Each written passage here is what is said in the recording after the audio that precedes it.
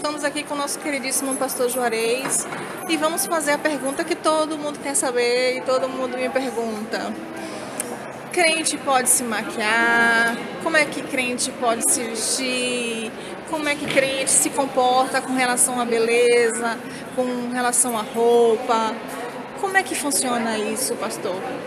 Querida, eu sou pastor e não sou religioso. Detesto religião, porque religião só serve para levar o homem ou o ser humano para o inferno.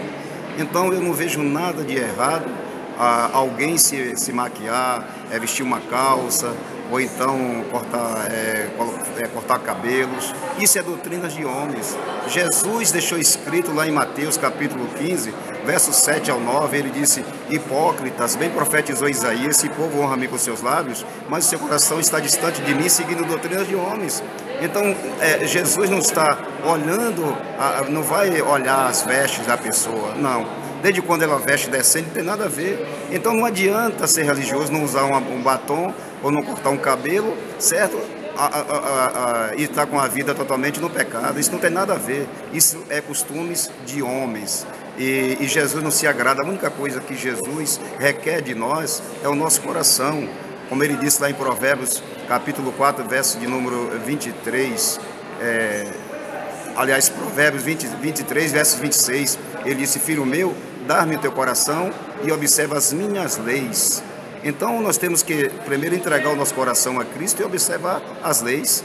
Não vejo nada de errado uma mulher se maquiar, uma mulher se vestir bem, uma mulher ter vaidade. Claro que tem que ter vaidade, a vaidade santa, isso não faz mal a ninguém.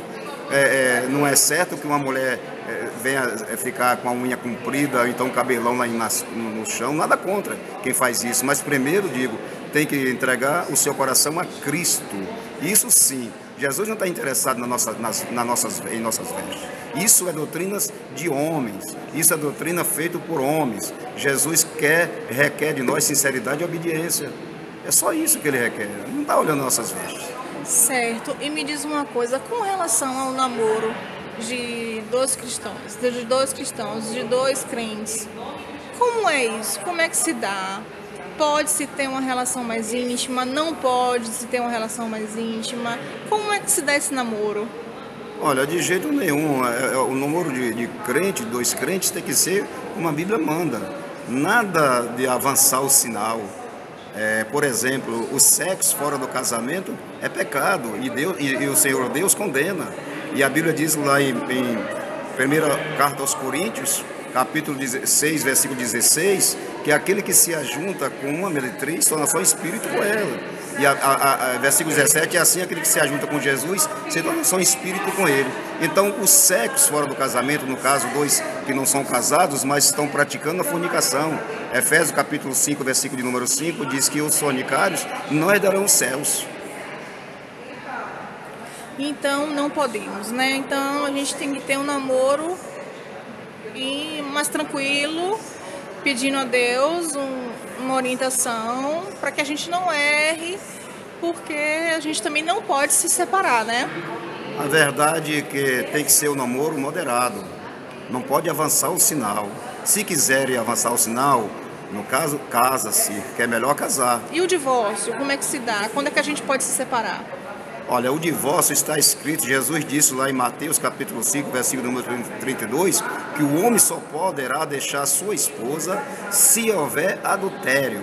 Porque se deixar sem haver adultério e casando com outra, ele comete adultério, também faz com aquela que se casar com ele, comete adultério também.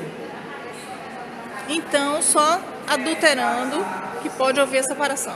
Só nesse caso. A Bíblia narra que só através do adultério que poderá se separar. Do contrário, não tem como se separar.